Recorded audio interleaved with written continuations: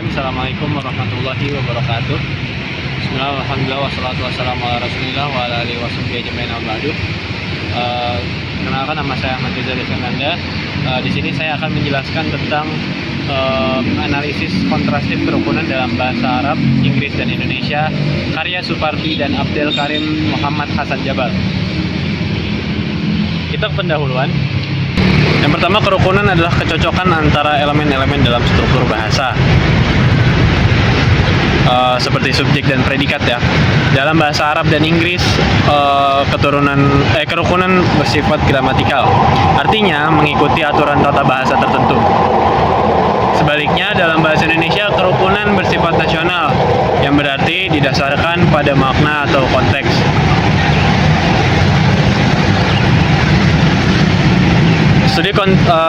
Studi kontrastif ini bertujuan untuk membandingkan kerukunan dalam tiga bahasa dan memberikan implikasi untuk pengajaran bahasa. Kita berlanjut ke metode penelitian. Metode penelitian ini menggunakan metode kualitatif. Dengan data utama dari buku tata bahasa Arab, Inggris, dan Indonesia. Nah, kemudian ada 4 langkah dalam analisis kontrastif. Yang pertama, deskripsi, seleksi, perbandingan, dan prediksi. Nah, untuk deskripsi itu menguraikan aturan tata bahasa masing-masing bahasanya. Kemudian yang kedua itu seleksi, yaitu memilih elemen-elemen yang relevan, kemudian seperti subjek, kata kerja, dan kata sifat. Yang ketiga itu ada perbandingan. Ini membandingkan elemen-elemen ini untuk menemukan persamaan dan perbedaannya. Yang keempat itu ada prediksi, yaitu menentukan area yang mungkin menjadi kesulitan bagi pembelajar bahasa. Kita lanjut ke slide 4, yaitu hasil penelitian. Yang pertama, hasil penelitian bahasa Arab. Bahasa Arab memiliki sistem kerukunan yang kompleks karena melibatkan 5 fitur. Yang pertama, orang, jumlah, jenis kelamin, kepastian, dan kasusnya. Contoh dalam kalimat at-thalibu muslim.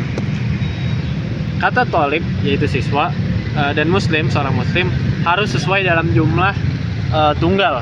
Kemudian jenis kelaminnya laki-laki, dan kasusnya nominatif.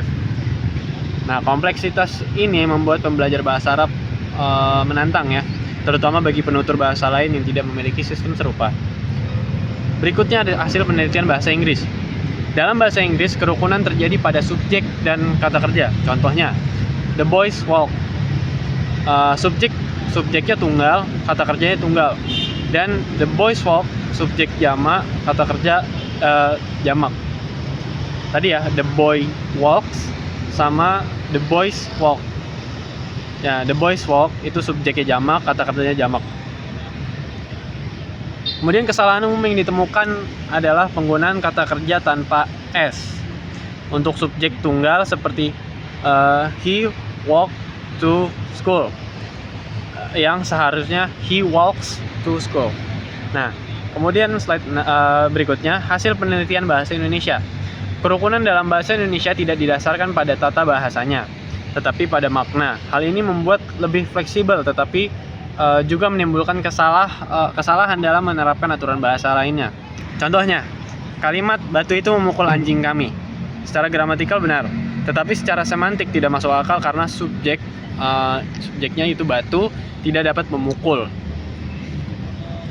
Kita lanjut ke slide berikutnya, yaitu kita membahas perbedaan utama. Perbedaan utamanya, yang pertama itu dominan kerukunan. Dalam bahasa Arab, kerukunan terjadi pada tingkat frasa dan klausa. Nah, dalam bahasa Inggris, kerukunan terbatas pada klausa. Kemudian dalam bahasa Indonesia, kerukunan berbasis pada makna klausa. Yang berikutnya ada fitur. Fitur bahasa Arab memiliki fitur gramatikal yang lebih banyak, yaitu orang, tergantung orangnya, tergantung jumlahnya, jenis kelamin, kapasitas, dan kasusnya. Untuk bahasa Inggris, lebih sederhana dengan fitur orang dan jumlahnya. Dan dalam bahasa Indonesia hanya mempertimbangkan jumlah secara nosional. Slide berikutnya yaitu implikasi pengajaran. Dalam pengajaran bahasa Arab dan Inggris, penting untuk menekankan perbedaan gramatikal agar siswa memahami bagaimana sistem kerukunan bekerja. Kemudian, pendekatan kontrastif membantu siswa mengidentifikasi perbedaan antara bahasa yang mereka pelajari dan bahasa ibu mereka. Latihan dengan contoh konkret dari ketiga bahasa akan membantu siswa memahami konsep ini dengan lebih baik. Kesimpulannya adalah bahasa Arab memiliki sistem kerukunan yang paling kompleks, melibatkan berbagai fitur gramatikal. Bahasa Inggris lebih sederhana, tetapi tetap membutuhkan perhatian pada subjek dan kata kerja. Bahasa Indonesia tidak memiliki sistem kerukunan gramatikal, tetapi lebih fokus pada makna.